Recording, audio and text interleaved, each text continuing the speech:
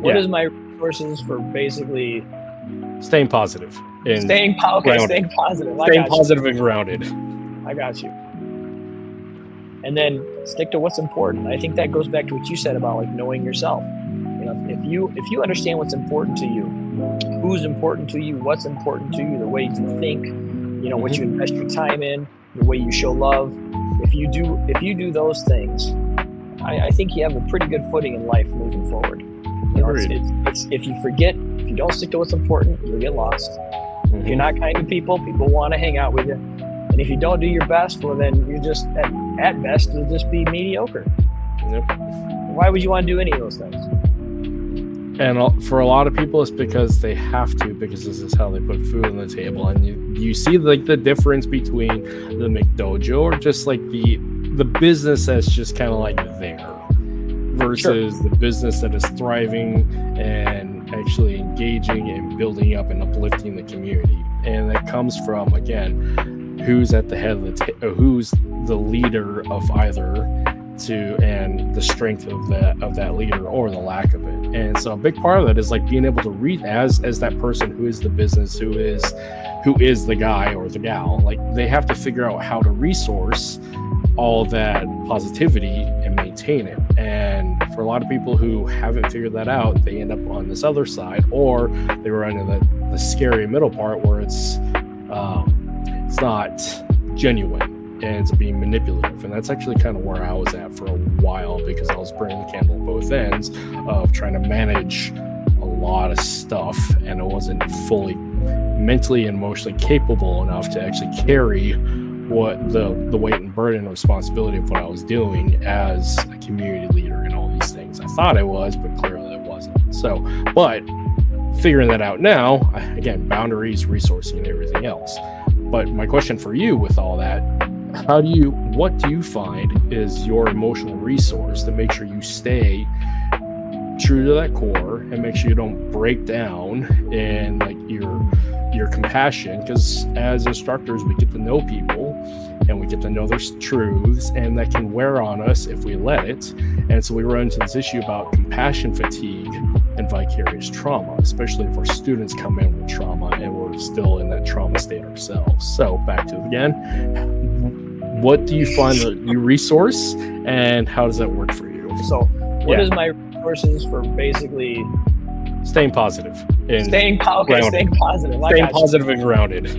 This is going to sound like complete new agey BS, but I do this.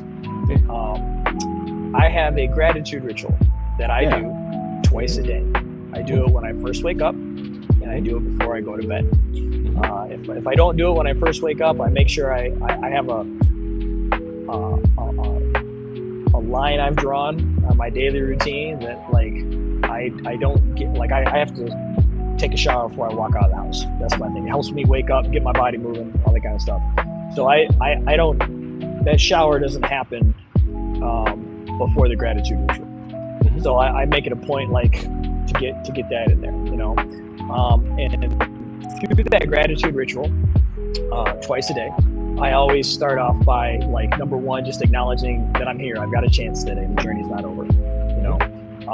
I always give thanks, and I don't just say I give thanks. Like I try to like imagine the faces in my head. I try to like think of it. I try to like connect to the emotions tied to each thing as well. Yep. But like I always give thanks for my wife because I love my wife so much. Like she is my teammate, and we worked hard to get to that place. And so I want to maintain that and strengthen that. So I need to remind myself every day, she's my teammate. You know, because sometimes it doesn't always feel that way. You know, when we're wrapped up in our own BS.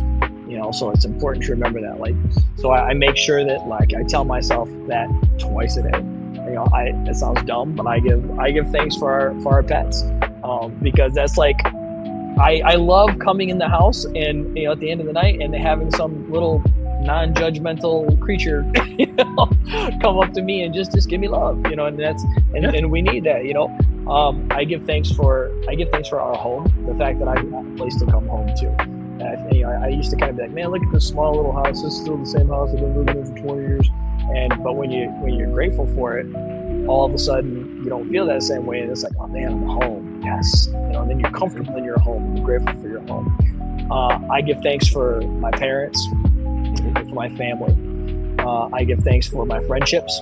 I give thanks for my KSK family, and I also give thanks for my wife's parents and my wife's support system and her family and her because that all helps hold her down too and gives her sense of self, so we can be the best we are for each other.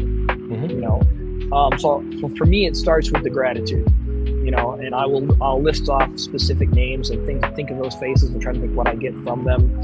Like not what I get from them, but how they contribute to my life, the value that they bring, and how I can bring value back. So that's a big part for me.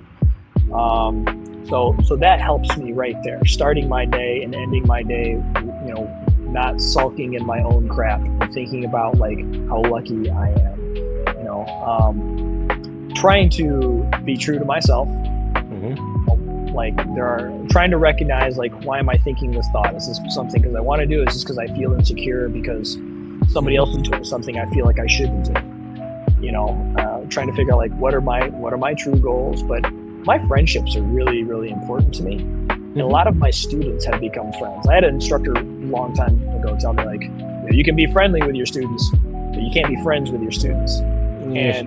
And I'm friendly with all my students, but I have had students in my life that have become amazing friends, amazing friendships that like my life would be drastically different without them.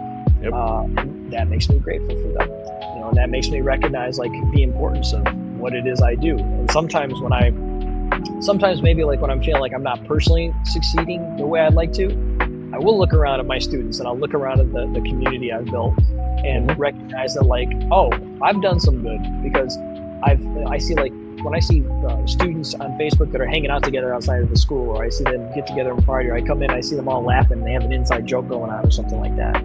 Like I get to just remind myself that, hey, you gave them that seed to grow that. Like you gave them this place to be able to come to, and you gave them something in common, and now they're off growing on their own together.